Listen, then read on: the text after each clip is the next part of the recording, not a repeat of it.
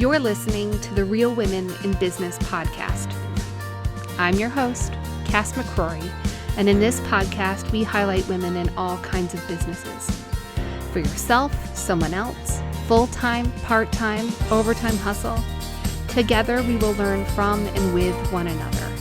And if we get it right, it'll lift us all. Let's get into it. So friends, today I have Danyelle, and Danyelle has a vast experience in hotel and the corporate world. Being an adjunct professor, she just masters things in hospitality. And in that space, she's evolved her business to be in a consulting practice. And I'm so excited for you to hear her story today about kind of this idea of being wired for work, being a thread that connects all of our guests, and the value of figuring it out as you're going and being intentional in the process.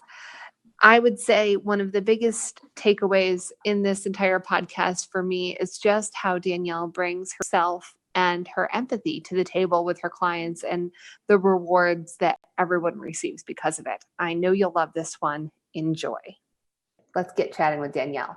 Danyelle, welcome to the podcast. Thank you. Thanks for having me. I'm so excited to chat with you today because I've known you kind of peripherally, it feels like, for quite a while. And we've had a couple of really interesting conversations, but I don't think I have a great scope of the entirety of what you do. So I'd love for you to share in your own words kind of what it is you are doing these days. Yeah. So I know we've kind of crossed paths a lot. And so, yeah, I was excited to talk to you as well.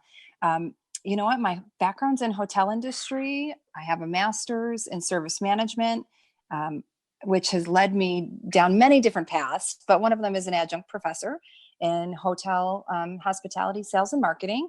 And I've done that for a number of years, which also then, starting a family, changed my work career a little bit and decided to actually step away from a little bit of the corporate world and trying to climb the corporate ladder, and became a freelance, which then led to having my own consulting company. So now I manage a couple of different hats, but mostly consulting, and an adjunct professor in the consulting work. I work with small businesses on, I call myself a marketing educator because I prefer mostly to educate people with email marketing, social media, overall, marketing strategies for their business. That is really interesting. I like how you were really kind of clear on this idea of, you had a family and you shifted things up really intentionally. And I wonder if you would be willing to share a little bit more about what that looked like in that season. Yeah, absolutely. So, I really enjoy working. So let me start with that. I've always worked like through college and after college. And then when we started a family, we had a preemie. So my daughter actually came 2 months early, which was unexpected, and shifted focus a little bit and said, you know what? She's 3 pounds. I just can't send this little baby to daycare. I just can't do it. So that was the plan, but we really shifted and said, this isn't what we'd like to do. And we're going to just make this change, and we know we'll figure it out. So, and we did, and I would never change it for the world. And that led me down, a different path professionally. But I'm really glad it did. And I have a lot of flexibility now and have the option to be more intentional with what I want to do. And that's been life-changing. Yeah. I'm curious, what was your vision, before you had this preemie? What was the vision initially? Yeah. So I was in hotel sales. I worked for the Marriott franchise, which had Marriott hotels. I kind of worked my way up to a luxury hotel here in Rochester. And I really enjoyed it. And I thought that someday maybe I would either be a general manager or oversee sales and marketing on a regional level, or go to actually Marriott corporate office. So, I really was looking to really climb that corporate ladder, and enjoyed traveling and all the wonderful things that comes along with the hospitality and hotel industry. So it was pretty different than what I do now. Yeah, that is interesting. And I think I like how you thought about it, how everything kind of shifted in a moment. Mm-hmm. But really, you had this kind of knowing of, we'll figure it out. Yeah. Even from the beginning. We did. We said that we would definitely be able to figure out exactly what we need to do. We knew what we needed to do, and then we would just figure out the tasks and the things to make us be able to get there. Yeah, I like that, because I think, and we've heard this in the podcast from like pretty much everybody I've interviewed. Every woman has said, I've always wanted to work. I felt wired for work, even is the phrase that comes up. This idea of like, that is fulfillment in so many ways. And I'm going to figure out how to do that no matter how it looks and no matter how it evolves. And I just think that's so impactful. Yeah. And I really didn't know what that looked like. I have to say at that time, I didn't necessarily have a lot of role models per se that I knew of. And maybe it was partially my age, maybe it was partially the time. So I wasn't quite sure what that looked like. And I actually started freelancing. I saw this more, for a gentleman who had his own consulting company. So I started, and it's funny because the people that I did know that were doing that were all male. I really didn't know a lot of females at the time that were running their own consulting, freelancing. Yes, I knew some that were freelancing, but not really that were looking to be taking it more of as a business route. So I think that has really shifted, especially I see it personally in the last 5 to 10 years. Like in the last 5 years, I feel like I have just seen such a spring of women stepping into not just, kind of doing their own thing, but having it be a business and treating it differently because of that. Yeah, it's no longer a little side hustle or a little thing that I want to do on the side. It's no, I want it to be a business. I want to be recognized as, a business, and that I can offer things. Now, I keep my nucleus very small in my consulting, but I have now had a lot of experience with partnering and reaching out and outsourcing when I need to bring somebody else in on a team or need expertise on something else. So I'm not necessarily, have a big office with a lot of people working for me by any means. I've thought about that, and I just keep coming back to, I don't know if that's quite me. I don't know if that's quite exactly the path I want to take.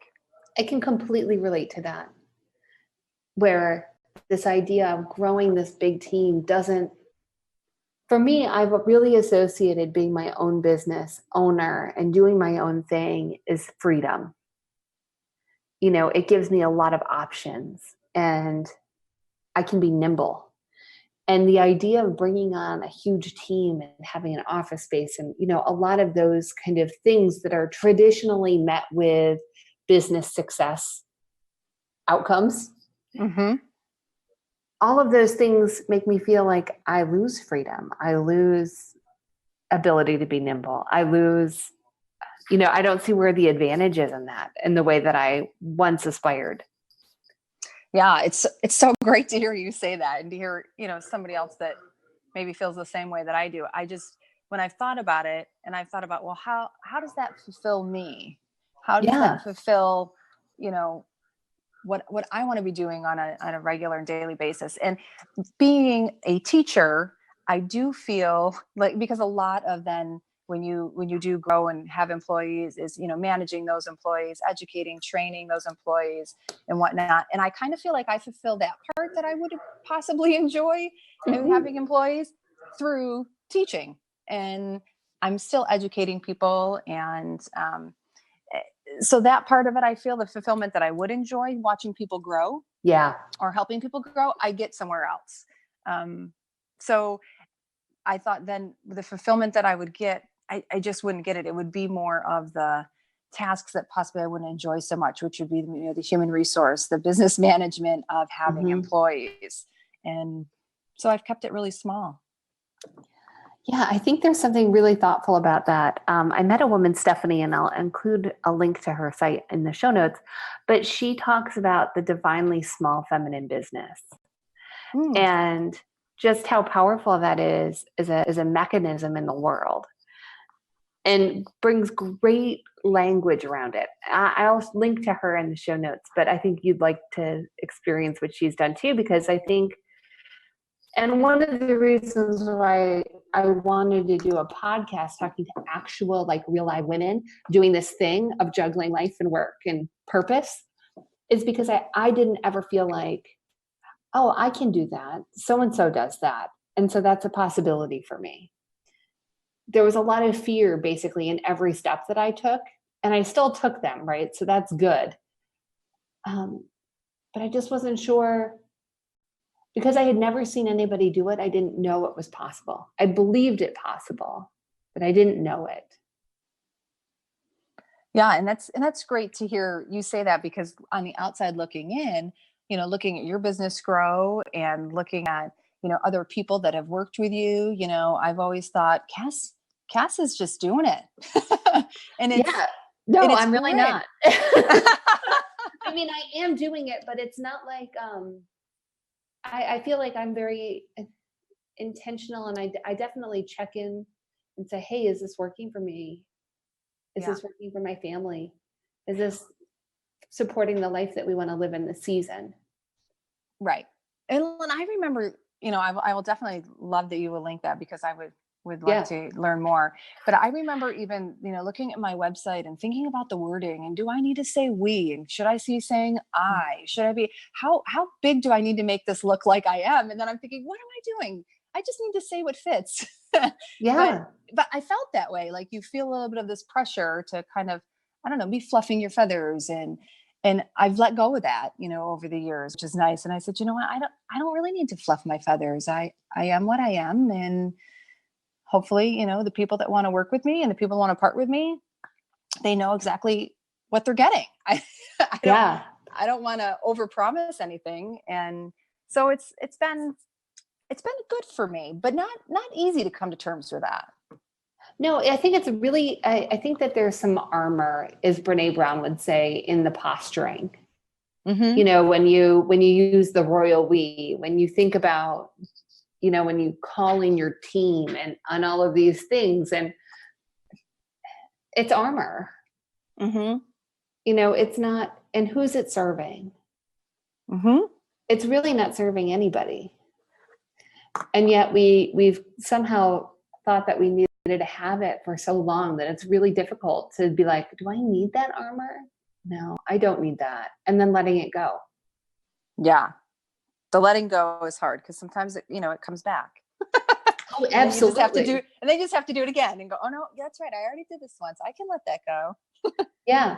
And I think, and I'm curious if you have a similar perspective, but it doesn't matter how successful I am professionally. Like, you worked with arguably the largest, most recognized brand in the hotel industry, and they considered you just a rock star, right? You were rising. Yeah, and you did amazing things for them. And yet, my kids could give less of a crap about what it is I do every day. And my family, they're like, I don't even understand. You do things on the internet. Like, it's such a leveler of everything that's kind of truly important in my life. It's like, any moment that I might think to myself, oh, you're kind of a big deal, very quickly, my family will step in and let me know just how not a big deal I really am. And I love that. I do too. So my kids are 12. I have a girl that's 12 and then a son that's 10. And my son that's 10, it's so funny. He will tell, what's your mom? I don't know, but she has a lot of jobs. That's what he says. And I'm like, well, and the funny thing is, they've actually had to come when I've adjunct before. Just this semester, there was a time my husband, when I was, and I said, it's just too long for them to be at home. It's late. It's an evening 3-hour class. And I said, you know what, you guys, they're presentations. You're just going to come and you're going to sit in the back and you guys can have your earbuds in, you can listen, but you just have to be quiet. That's the only thing that I ask. But I gave them money for the vending machines, for the bathroom. Yeah.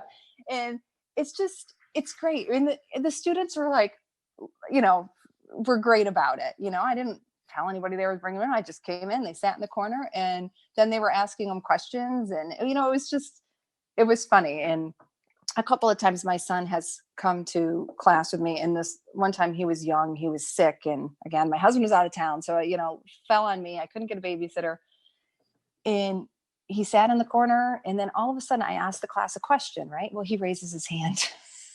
Oh. And I look at the class and would you guys mind if I call on Ethan? And they thought it was hilarious. And you know what? He got the answer right. That's fun.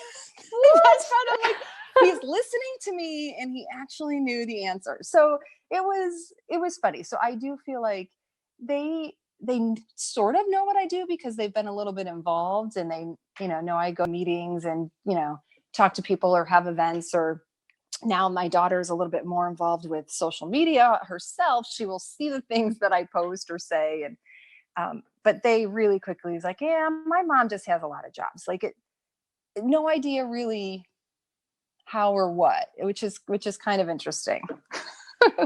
Yeah, it is interesting. And it's awesome because, it's a leveler, and it's also what you're modeling. And I think that when I had Lexi, who's now 10, it shifted a lot about how I looked at how I showed up.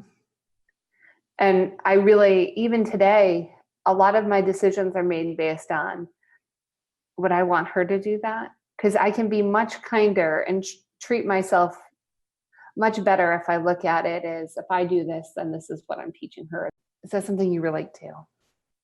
Yeah, it definitely is. I want them to see, I feel it is important for them to see that we do work, that we work hard for what we have and the things that we like to do. And that if they work hard too, they can have these things as they get older. And, my husband's in a job that, he leaves early in the morning, typically comes back, in the evening. So they don't really get to see a lot of what he does. We have gone to his office and taken a tour before.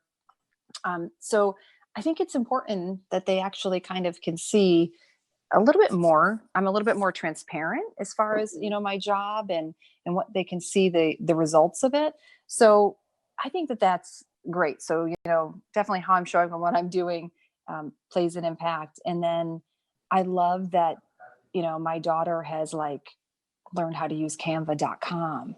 Yes. And wants to create and design things. And Mom, can I use that? I've seen you use something for, well, can I do that? Well, what's that video app you just used? And, she's really sees that there are, ways to use this besides, her personal tween life. There are ways to use some of these tools that, can be productive and, help with your friends or your community or lots of different things. So those kinds of things make me really proud then when I'm like, oh, she might use this for who knows what in the future.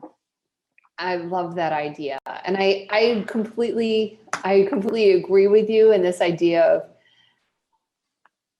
who knows how this is going to be leveraged, but I know for sure that it will be. Yeah. And there feels like some really great value exchange there. Yeah. And they actually, my daughter's doing a little camp with a neighbor friend of hers this summer, and they created their own flyer and they wrote all their own copy. And the only thing they asked us for was if $5 a day per kid was too much. And we're like, this is a steal. We think you'll be okay. That is awesome. That is really awesome. Yeah. I put Lexi to work regularly. Sometimes we'll be doing an event for a client and I'll say, the target market is kids. So I'll ask Lexi, hey, can you write me some social media status updates to get people to come to, Beauty and the Beast on the rooftop? And she did an amazing job. That is awesome. She's like, I need to do some research. I think I might need to watch the trailer of the movie again. And really was thoughtful about it. And I was like, wow, that's awesome. That is amazing. Go Lexi. Yeah, right. So I'd love to kind of think a little bit more about kind of where you see your greatest advantages in business right now.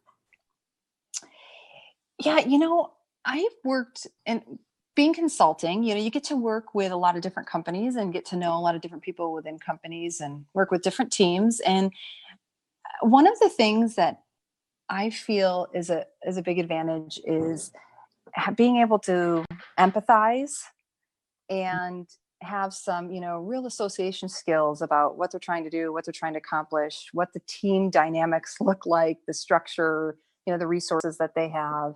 Um, because I feel like when I've worked with some other people, and I will say a little bit more probably male skewed, they sometimes lack some of that empathy, just saying they understand, really, diving a little bit deep into some of that part of it. Whereas, they just want to kind of get to the task, get the job done, what's going to see results, what are my KPIs? What is the return on investment? What is the, how is this going to work? And lay it all out for me. So I feel like that's sometimes a really big advantage. And I've been told that by one of the company, the clients that I have. It's a gentleman, and with a team, he came to me and he goes, they just seem to respond to you differently. And I said, well, I think I approach them differently. and Yeah. and it was interesting. Like, that was kind of a moment for me going, you know what? I think I do have a skill that he doesn't, that leads the team in a different way. And that was kind of eye-opening for me. Like, wow, because I look at this person as maybe, above me. They hired me to come in. And it wasn't something that I was expecting to be a leverage or a skill and an advantage. And it definitely has been. That's, I'd love for you. I don't know if you have like a specific example that feels good, or if you could, um, give us a hypothetical, like this is kind of how it would potentially play out. But I'd love to know what your approach is in situations where you're going into a team and consulting, because I think that, um, for women that are just starting out on this journey in particular, there's this huge fear in starting because you really have no idea what it looks like, Mm-hmm. what engagement looks like, what it's like to show up as yourself in a consulting capacity. So I'd love for you to share something in that vein. Yeah. So I feel, the biggest thing you come and do is listen. That's the number one, is just listen and absorb as much as you can without trying to get immediate judgment, because it's just so easy to come in and go, well, you should do this, this, and this. And sometimes you can see things right away, but I would say just hold back a little bit, and knowing the timing then of when to lay it all out, would say, this is what I feel we should do. This is the approach I think would work best. I think this will help move you forward, or, whatever it is, start phrasing it and then, lay it all out. But I think, listening is a huge tool that we probably don't do enough, and listening and then confirming, so from what I understand, this is your challenge, or, and sometimes a great approach is, it's really hard when you're sitting around a conference table, especially if you're brought in as a consultant. People might be a little bit shyer. They might not really be as divulging. So with all of their information and what's happening. So I think that sometimes setting up some one-on-ones, I wouldn't be afraid to do that. I would have when I first started, but now I wouldn't be afraid to say, I'd really like to meet with you, and discuss that a little bit further. Could we set up a time to meet? And then you have that one-on-one, and you might get completely different or better or more amounts of information that could really affect what you're going to do and how you're going to work with them. So I would say, for somebody starting out, don't be afraid to do that. I know as a consultant, I've come in before and I just let, the client kind of lead the show. And then sometimes you don't end up getting everything you need. And remember, if they hired you, it's because they need something. They're missing something that they need. So don't be afraid to take the lead and, ask for certain things, or recommend that they offer you certain things or have certain things available to you. So that's something that I would definitely recommend. And I think even for some of the team members just saying, I'd like to learn more about that. Can you tell me more? Can we set up a time to meet? Might be new for some Yes. people that they haven't been asked that before. So I think that those were some quick little approaches that you could definitely do if you're starting out. I mean, would you have found that helpful? Yeah, I agree. I think that as a consultant, sometimes there is this propensity of I'm just going to do what they are asking me to do because it's project based, you know, and here's the scope. But I have definitely found that when you're in the lead, when you recognize that you're being brought as an expert, it gives you more permission to eke out what's most important here and to lead that conversation and that dialogue within the client. I completely agree. Yeah. And I would say, as far as being empathetic, I think it's really about communication. And it goes back to my hotel sales and marketing days, that training that I received from Marriott, really, I use all the time. So it is how to communicate with people. It is, how to have those conversations.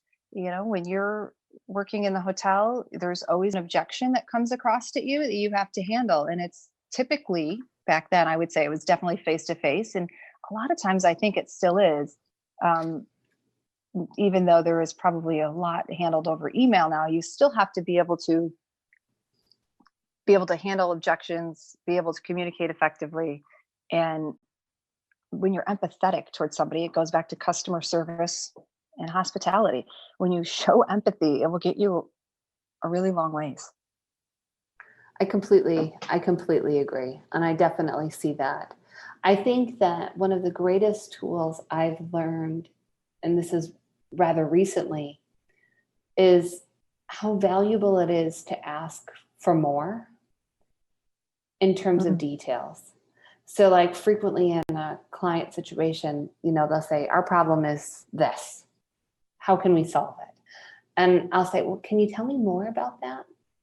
Can you tell me more about how that affects you? Can you tell me more about how that affects your team? Can you tell me about how that affects your customer, your bottom line? This idea of tell me more, I've found in like the last few months in particular, that's where the good stuff happens. And I think you're right that frequently there isn't a safe place in a group to hold on to this idea of tell me more. It feels really vulnerable in a group, so that if you can get people one-on-one, then it gives you a greater container for that conversation. Yeah, absolutely. And I feel that when you are, do show empathy, I feel like that comes a little more natural to women than it does to men. So some of the groups that I've been in, it's been more of a, all right, here's what we're going to do. Here's how we're going to do it. It's been, very directive. And then when I came in, I'm asking questions. Well, how has that worked for you? How has it been doing it that way? What's worked and what hasn't. And when I start to ask questions, and now I'm asking about, well, how did it work for you? What else could you have seen done differently? You start to ask those probing questions. And that's where I just feel not all leaders in management positions do that, because they're so wrapped up in the operational tasks, getting things accomplished, that sometimes they forget to take a step back and dig deeper, like you're saying, because that is where the good stuff is. Mm-hmm.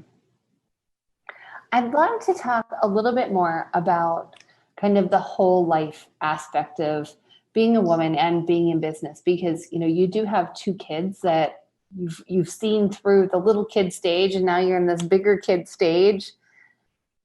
I'd love to know kind of how that looked, where you made some boundaries, where those boundaries maybe didn't always work.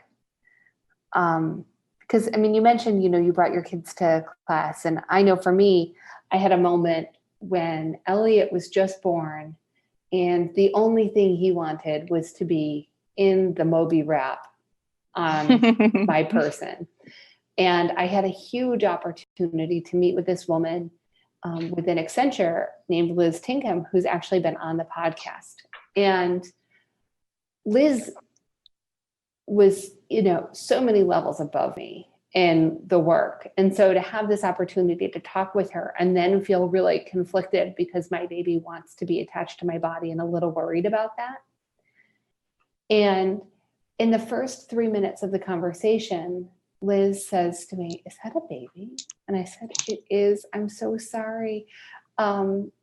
He just only wants to be on me and he's sound asleep, but he is making some of those little baby noises and I'm so sorry and I can reschedule." And I just was like so apologetic and I felt so badly about it. She goes, "I love that. I'm so glad you get to do that." Aww. And it shifted everything for me. Mm-hmm. It shifted me from a place of, feeling bad about bringing in other aspects of me to my work to having other women see like, "Oh yeah, you can do this." Maybe it's not an everyday thing, but there's space for you to be all of you. Yeah, I was really fortunate when I first started freelancing. The gentleman I worked for, Christopher Cornett, he had his own business that he'd had for years. And I had known him through, actually, when I was in the hotel in the village of Pittsford, we worked on a brochure and he was the graphic designer for the brochure and different things. So I had worked with him on, some projects. And so when he found out that I wasn't going back to work and that I was deciding to stay home, he contacted me and said, if you want to do some work, let me know. I have some projects you could work on. And that's kind of how it started. Cass, I went to our meetings with a baby in the car seat carrier. I'll never forget. He was like, "Just bring the baby." And I was like, I don't know. And he's like, "Just bring the baby. We'll meet, what time works for you."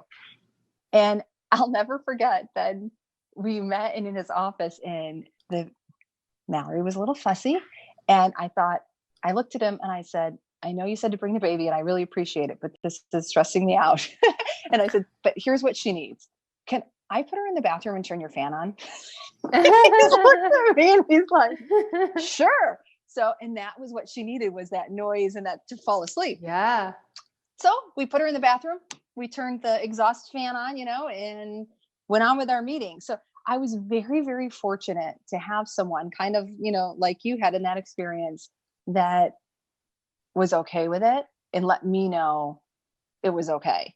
And I know not everybody gets that. And so anytime I have the opportunity to do that for somebody else, I do. So, in teaching, I had an adult learner that came back, she came to me and she said, "Next week I go, just bring him." She brought her 5-year-old son. He sat. I said, "You do whatever you need to do. If you need to get up, you need to take him out in the hall. If you need to take him to the bathroom, it's fine. It's going to be fine." I totally okay with that. And she's like, "Are you sure?" And I said, "Absolutely. Don't think twice about it." So anytime I can try and pay that forward, I do, because it was life-changing for me. I will tell you, I've had to take my kids places and different things. Did it make me worry less about what they're going to say, what they're going to do? Are they going to behave? Is this going to work? No. You still worry. You still have maybe some of that anxiety about doing it. But I also felt comfortable enough to say, this is it. This is what it is. And I'm going to hope for the best and that it all works out. But this is, and if it doesn't, maybe for some reason that was meant to be. Maybe this wasn't the best fit. Maybe I took on something I shouldn't have, or maybe, the client or the customer maybe not understanding with it. And so then maybe it's just not the best fit. And I think there are ones that are out there that are, and I just need to find those. Mm-hmm. So it is a balance, but I was fortunate early on to have someone that gave me that confidence to say, okay, there are people out there that understand work-life balance and that understand where I'm at in my life and where my priorities are. But I do want to work, and I do like to work, and I did go to work, I think more, but I hope so. And it ended up working out great. I worked for him for actually a couple of years. And then one day he came to me. He's the reason I also have Mesh Consulting. He came to me and said, I have good news and bad news. What do you want? And I said, bad first. And he said, you're fired. And I was like, okay, that's pretty bad. And then he said, good news is they want to hire you directly. You need to go get a DBA or whatever you want to do. You need to get your own company name, and that's your first client. And I was like, okay, then. So that's another thing is, consulting wasn't a big dream or a big, aspiration of mine. It kind of just happened. But I will say, I do feel like I took opportunities and seized opportunities that were there for me, without knowing all the answers, without knowing exactly what it was going to look like. And that I give myself credit for. And some of it is just, right place, right time, networking. It is, I don't know, sometimes just, the miracle of the way things work. But I do think, taking those opportunities when you can, it will help you get there faster. That's for sure. Yeah. I'm a big proponent of best next step. I have no idea where this is going. I've never had any idea where it's going. And if I waited to do anything until I had that figured out, I would still be in a place of waiting. Yeah. When I first started, I listened to Marie Forleo a lot when I was, first starting, and I still, I just like Marie Forleo. I always get little nuggets from her every time I listen to something. There's something that I pull out, and she's a big proponent of, don't wait, start before you're ready. She's always saying that. Yeah. She said something a while ago, gosh, probably 10 years ago, right? Back when I took B school from, Oh, you did B school? Oh, I totally did B school. Uh-huh. Yeah. I've always looked at it and said, should I? And then I just never ended up doing it. I did it in a season. This was I think it was 10 years ago. It might have even been longer than that. I don't like how time is working these days, where things are that was 10 years ago. But it was a while ago. It was one of the first times. I think it was the second time she ran it. So it was, it was a while ago. And she said, it's figure outable. Everything is figure outable. And I love what she says about that, because it's true. If this is the thing that I want to do next, I'm going to figure out how to do it. Mm-hmm. Yeah. She has a new book coming out, and that's the name of it. Did you know that? Oh, really? No, I didn't know that. Yeah. She has a new book. It's coming out pretty soon, and it's everything is figure outable. Oh, that's so funny. That is my favorite thing that she said ever.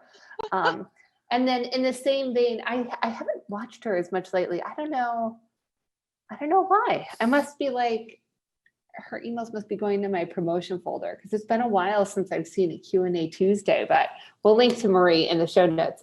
In the same realm of Marie Forleo is Danyelle Laporte, and she had the fire starter sessions. And I think it was actually Danielle's affiliate program to B school that got me into B school. Yeah.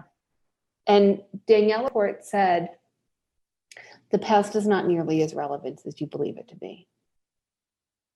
And I love that. That changed my life when she said that, because I was at a really low point in my life. I was going through a divorce. It was not that any divorce is great, but this one was in particular not so good. And I had this baby, and we were living in Westchester, and I had told myself all kinds of stories about what could happen next in my life based on what I believed was relevant now. And when she said the past is not nearly as relevant as you think it is, it broke everything open for me. Yeah, I love that. So I have a social media workshop that I do really focused on salons and hairstylists. And one of the things that I do in that is I have Danyelle Laporte's truth bombs. They're little cards. Yeah. And I put them all over the tables. And I say, a little bit about, Danyelle Laporte, and have you heard, and a little bit about the desire map. And then I, say I put these out because I feel like sometimes you just need a truth bomb to, either wake you up or shake you up or something. So if one of these, if you find some that resonate with you, just take them. And it's like people love them in there. They're, and it's, I love that. The past isn't as, what is it again? The past isn't as relevant as you believe it to be. Yeah. Yeah. I love that. What you do from here makes a whole lot more impact than what you've done ever before. And I think that just shifts. It shifted everything for me in that moment. And I remember it frequently because anytime that I'll say, oh, I can't do that because I've never insert whatever it is, I can't run a marathon. I've never even run a 10K, well, what I've done is not really that relevant. It's what do you want to do next? Yeah. Yeah, no, that's great. I love that. I wrote that down, Cass. Awesome. I'm glad Danyelle was able to make it into this conversation today. If you were to, and you are in this situation as a professor, but when you give advice to young women that are just starting off on their journey, what do you share? One of the things that I saw somebody did at a conference once, I think they do it every time, but they asked, it was focused towards female entrepreneurs, mostly creative. And they asked them to have a sign and, decorate a design it however you want. But I want to write down, if you were to go back to the beginning of your first day of, when you decide you start your business, what would you tell yourself? And I thought about that. And I said, I would tell myself, you're enough, and ask for help often. And so I guess I would take that same advice as what I would tell, a young, female entrepreneur, or not even an entrepreneur, just somebody looking to grow, that you're enough. Because I think we constantly try to be, more and more and, want more. And it's the same lesson I tell my children, that if you just keep wanting more toys, more things, you're never going to be satisfied. You're just going to want the next thing. So sometimes you have to really learn to enjoy in what you have and appreciate what you have versus just keep wanting for more. So I think that lesson is, that for my children is still take it to the professional world. Sometimes, I am enough. And I need to remind myself of that. So I would say if I had somebody telling me that at the very beginning, it may have taken, I guess, I don't know if anxiety is the right word, but, I guess fear of not adding up to what I was building the story up into my head. So for somebody to just say, you know what, you're enough, you're great, you're doing wonderful, and keep going on whatever it is that you're enjoying the most, that you're finding the most fulfillment out of, or the most desire out of, follow that path. I think that would be the biggest thing. And ask for help. Tell me more about this ask for help. How are you asking for help today? Because I think that there's this perception that you're going to get to a point where you don't need to do that anymore. And I'd love to bust that open. Yeah, you definitely do feel like when someday I'm going to have it all figured out. And the answer is never. You're never going to have it all figured out. And social media has really taught me that. I really enjoy social media. However, it's constantly changing. I have to use both of these phrases a lot, that I am enough. Sometimes I know a lot more than other people. And other times I look at some people that really dive in and are experts in certain areas of social media. And I think, wow, they're really, great at that. And then I think, you know what, I'm enough at what I do, but I need to ask them for help in what they do. So I feel like it's constantly reminding myself, and it's that comfort zone that I don't have to look like I have it all figured out. It's okay where I'm at and that I need help.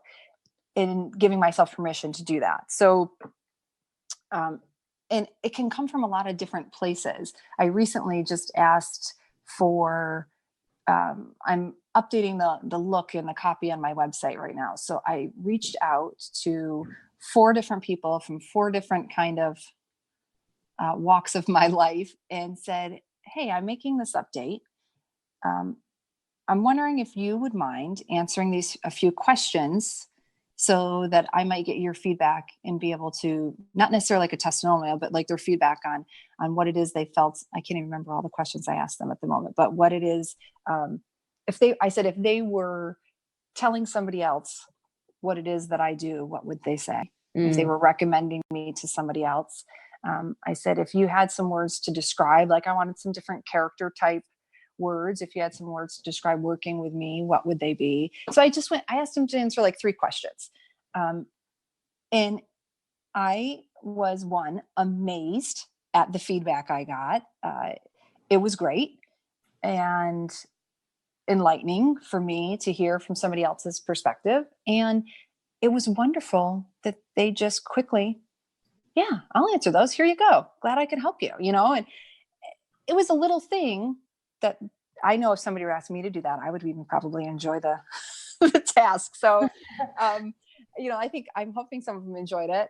One was fabulous. And then she gave me all these other pointers on my website and said, hey, well, while I looked at your website, just so you know, here are a couple other recommendations. And I was like, thank you so much for your feedback. I really appreciate it. It was a simple email. I love that. That's amazing. And I think that, just asking for the help that we want and asking people that we trust in the process. I'm a huge proponent of that. And I think sometimes I feel this way, both personally and professionally. Sometimes I have that kind of feeling of, I just want to go home. That idea of like, this is hard right now.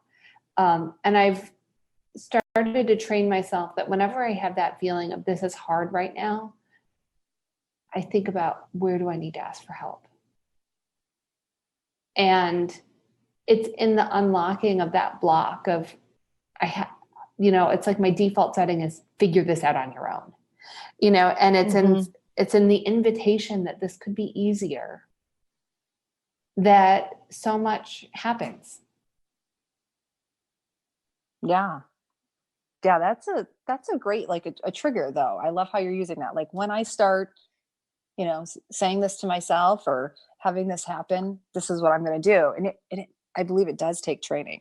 Oh yeah. That's a practice. I mean, I will be in handstand well before I master that. Like it's definitely, and I am a ways from handstand.